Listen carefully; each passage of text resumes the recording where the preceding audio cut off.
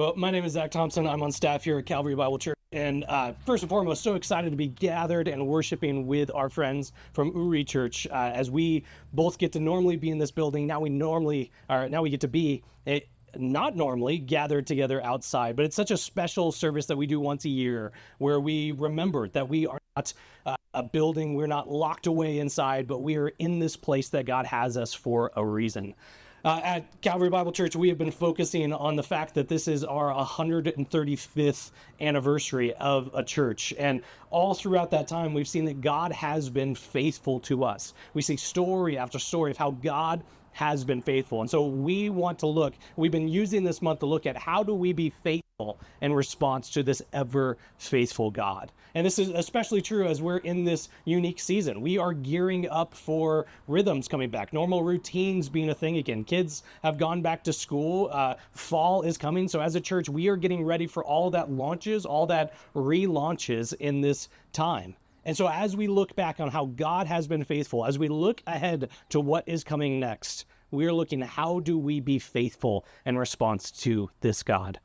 Pastor Tom was out here last week helping us to see some of these stories of how God has been faithful, but he also reminded us that we are called to be one, that we as a church have been unified, brought together by the God who is one, that in this world that is so divided and divisive, the church is called to be the place of unity.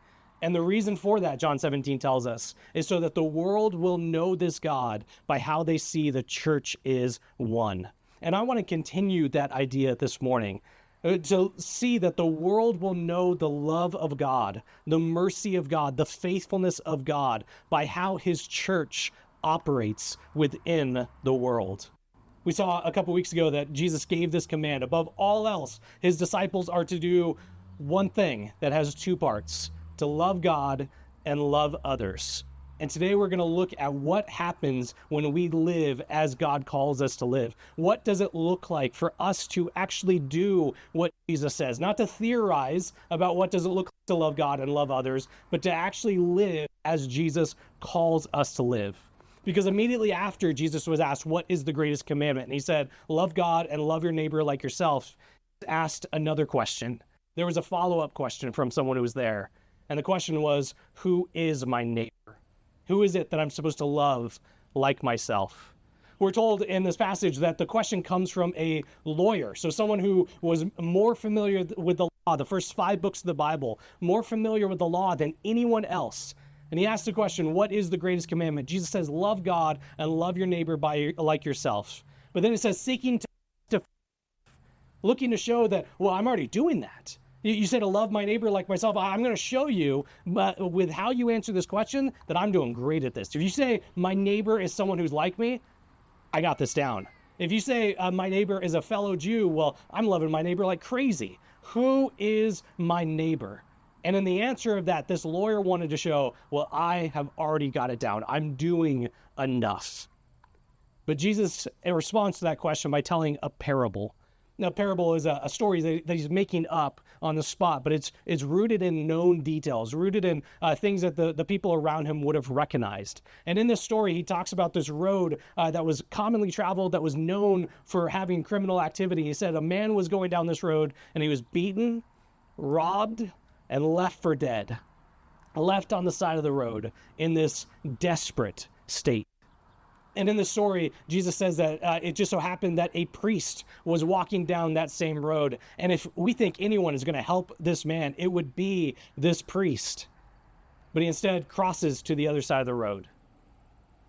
I mean, this is a man who is known for being someone who's part of the worship of God, who knows what God says to do, but he doesn't help in this situation. And we don't know why. It doesn't tell us. We just see that clearly he does not recognize this man on the road as being his neighbor. And so he doesn't love him like himself. But then a Levite comes down and man, if we think of anyone who's going to help this man, it would be a Levite. They helped in the worship, the practices of the priest. They worked in the temple as well. But he too crosses to the other side of the road. Again, we aren't told why, but if there is anyone who's going to know what God calls his people to do, we thought it would have been him, but he doesn't help. Clearly, he doesn't recognize this man as his neighbor, and so he doesn't love him like himself. But we're told of a third character, and as we expect when there's a list, the third one is the one who's going to get it right, and that's exactly what happens here. But it's shocking because Jesus says that it is a Samaritan. Now, maybe we're familiar with the story and we recognize that Samaritans were not loved by the Jewish people that Jesus was talking to at the time, but I still think that it's difficult for us to understand how much they disliked Samaritans, because we have one adjective that we often use when talking about Samaritans, and that is the word good, coming from the story called the Good Samaritan. And even if we don't know this story, we've never heard it before, we're at least familiar with that idea. We have hospitals called Good Samaritan. We have news stories that show up regularly where someone is described as a Good Samaritan because they went out of their way to help someone. All the time when we talk about Samaritans, we call them good. But for Jewish people at the time of Jesus, they would never have called Samaritans good. See, going back to Old Testament history, there was the nation of Israel, but it gets split into the northern and the southern kingdoms. And the northern kingdom eventually gets conquered, and people move into that area. And so the Jewish people who were there start to marry other nationalities. And so they become mixed. And so there was already a strike against them from the Jewish people because God said not to mix with other nations. But then their beliefs started to get mixed as well. They were supposed to just worship God, but they bring in other religions and start to separate it from Jerusalem, from Israel itself, and have their own holy mountain, have their own messianic hopes. And so they become something different religiously as well. And then you have the centuries of fighting between the Jewish people and the Samaritans. And not just that they disliked each other, that they worshiped differently, but they actually opposed one another constantly, even destroying holy sites, or going against each other, trying to profane their practices. You have as well at the time of Jesus that Samaria was pro-Roman, and so it reaped the benefits of that, where Israel was under Rome's oppression and just felt the pain of their occupation. So in all of this, a Jewish person would have looked at a Samaritan as a half-breed, idolatrous person who was going against the actual people of God and God's purposes. So no, they would not have called them good. But it goes further than that, because the person that Jesus is addressing in this passage is a lawyer. And a lawyer is someone who is trying to follow God's law as closely as possible, to stick as close to him as he can. So as we think of what he would have thought of Samaritans, it's more than this, they're people who worship differently than him. It's more than just he disliked them. He's coming from centuries of hatred towards these people, centuries of dislike, centuries of opposition. And he himself would have been chief in saying, if there is anyone I hate most in the world, it would be Samaritan. And in this story, that's who Jesus uses as his positive example. The fact that Jesus is able to finish the story is remarkable, that he's able to conclude it with the lawyer there who so opposed the Samaritans on national and cultural and ethnic and spiritual reasons. The fact that Jesus is able to finish the story is nothing short of a miracle. But we also are told the extent of the love that the Samaritans showed to this man who was on the side of the road. Where others went across to the other side of the road so they weren't even near him, this man drew in close to him, stopped what he was doing, and drew in close to this man. And then he bandages his wounds after pouring oil and wine on them to sanitize and clean them. He then puts them on his own donkey, takes him to this inn, cares for him while he was there, leaves money to cover the cost, and says, I will be back to ensure that there is no other cost that I need to pay. I will take all the responsibility, all the financial hardship, all the time needed to care for this man. All while not asking what the heritage of him is, to see who this is, to see is he worthy of being treated as a neighbor. No, he just loves him as a neighbor, no matter who he is.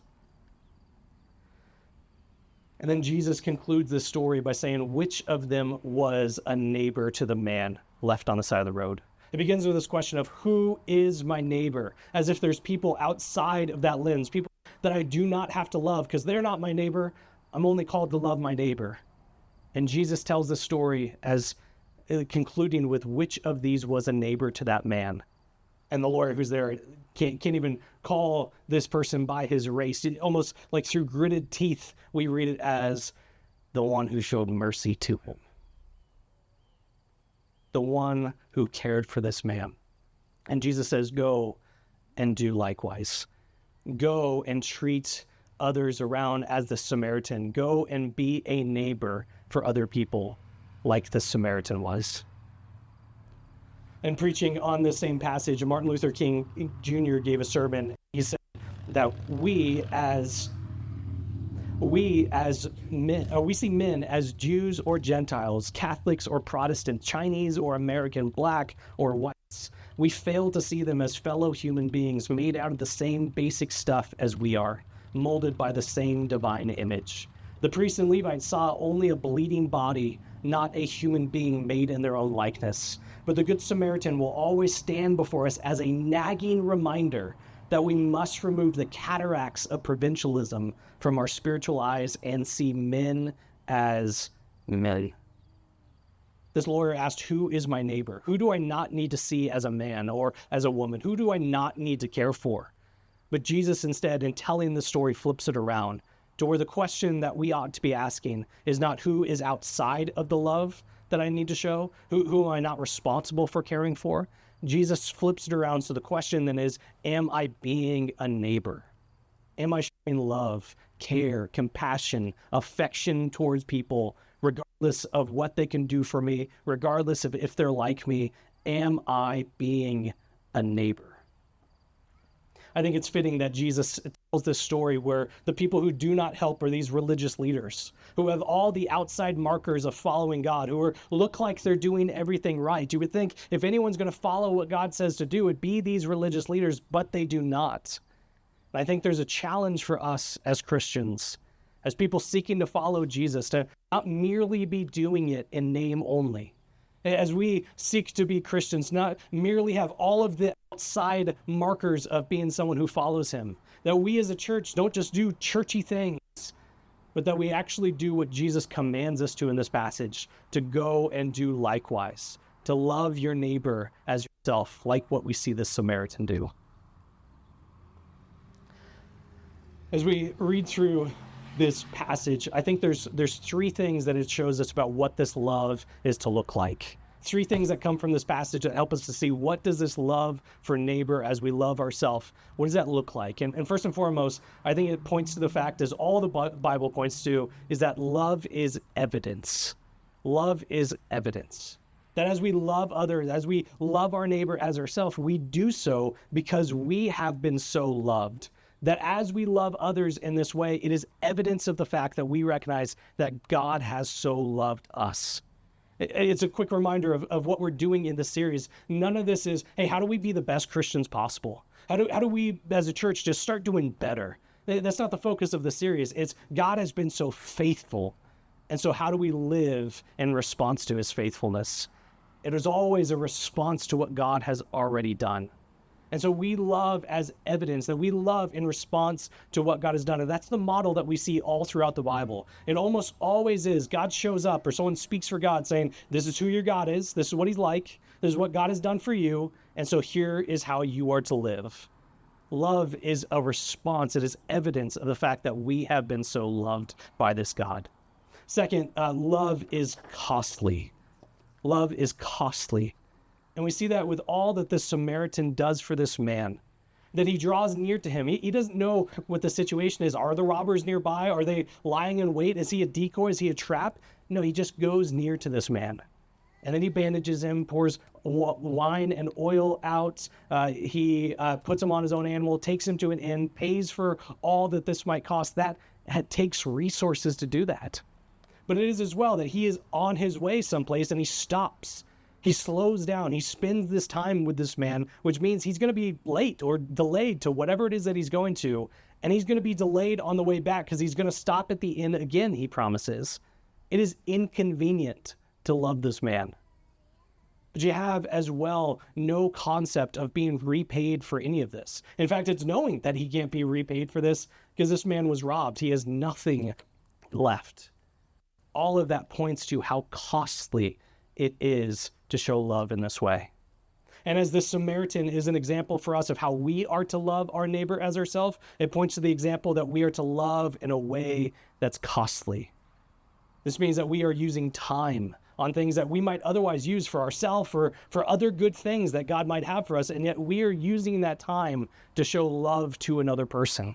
It takes resources. People have needs, physical needs that we can help meet to show our care and interest and love for them in this way. And that those resources might be used for other things. Or finances as well. They might have a monetary need, and we might have money that's set aside for something other than this, and yet using that in a way to show love for this person. It takes intentionality. And so often our focus is not on who is around me that I might be showing love to in this time. And so it takes putting reminders in our calendar. It takes scheduling our time in a way that leaves room for us to see who might God have for me to love as my neighbor today. But again, all of this goes back to how we have been loved. It's not just go and try harder. It's recognize how you have been loved first. Because is there a greater cost that was paid to show love than what Jesus paid for us? That while we were still sinners, you and me are the ones that Christ died for. That he went to this cross, died a death that he did not deserve, paid this incredible price to show the love that he has for us. And third, we see love is indiscriminate. Love is indiscriminate. We see that with this passage. This Samaritan is called to love this person, even though he doesn't know. We're not told the identity of this person, just that he acts as a neighbor to them, even not knowing who they are. And so for us, we love those who are easy to love, but we're also called to love those who are difficult. It's really hard to love them. We love those that come to mind. It's instinctual to treat them with dignity and affection and care and respect, but also those that don't come to our mind easily, that we might overlook otherwise. We're called to love those who are near to our lives, but also those who are not part of our group at all. And once again, I will go to because of how we have been loved. See, we have all turned away from God. We have made ourselves enemies of this God, and the result of our sin, it left us beaten, broken, with nothing to hold on to, as if we're lying on the side of the road. And we have a Jesus who came to us, though we did nothing to earn it, nothing to deserve it, and he poured out his love on us. Love is indiscriminate. And so how do we start this? We see the command of Jesus twice in this passage: go and do this. Go and put this teaching into practice, not merely come up with concepts for it, but to actually follow, to actually be faithful. As Jesus commands us to love in this way, and we see in this passage that it's evidence of how we have been loved, it's costly, it's indiscriminate. How do we start loving in this way? And maybe it is starting with your physical neighbor, someone who lives near you in proximity.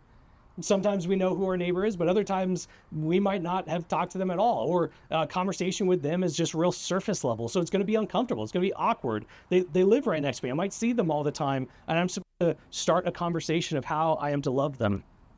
Yes. Or it might be people that we see often, people who go to our school or work with us, or we see them on our commute, those that we regularly happen to meet. We can start by loving those that God has put in our life in that unique way. And it's as we begin to do this, as we begin to actually live as Jesus calls us to live, that this creates a habit in us. It might not always come to mind for us to show love towards those that we don't know or are difficult. But as this becomes a habit, one that we're putting into practice, it starts to become instinct. It may happen that we're going down a road and we're seeing someone laying on the side of it, and we can show care and compassion to them. But that instinct doesn't happen overnight. We put it into practice now. Maybe it is that we hear this passage, this well-known passage, and we start thinking about the people that we already love enough, or the people that are in our life that we have really good reason to not show love to, seeking to justify ourselves. But what Jesus is doing in this passage is from the very beginning addressing resistance, addressing reasons why people are hesitant to live as he calls us to. He already gave all the teaching. He says, love God, love others. And there was this man seeking to justify himself, seeking to find what is the out, what is the reason to not do this to the full extent. But Jesus' call is to go and do this, to put this into practice. That is what he has us here for. I remember a sermon that I listened to from a pastor and author named Ray Ortlund, and he started the sermon off by interviewing a man about what was it like to grow up in 1950s Alabama, especially as this man he was interviewing was black. And he talked about the pain and discrimination that he went through for that, the separation that he had to endure, all of the difficulty that came. There's one part where he was telling a story. He was sleeping for the night in a church that they had, and it is woken up by this explosion just ringing throughout. And it's the 1950s, so his reaction is, "Oh, it's the Russians. The Russians have started to attack." But it was a different group of people. It was actually his fellow Americans who was treating him as less than a person. And as he's talking about all of this, he's sharing how difficult it is to remain faithful when there's so much pain, when there's so much difficulty, when there's so much opposition. It is so hard to remain faithful when things are so difficult. And yet what he did was he went back to the Word of God. And what he saw there is there's a God who is opposed to injustice. What he saw there is a God who loved him even in the times that he felt unloved. He would listen to sermons often. He'd listen to sermons from Martin Luther King Jr., much like what we quoted from earlier. And in doing all of this, of being reminded what God's truth was, he saw that the call to be faithful, even if that came at such a great price, to live as God called him to. And then he connected it to the story of the Good Samaritan at the end.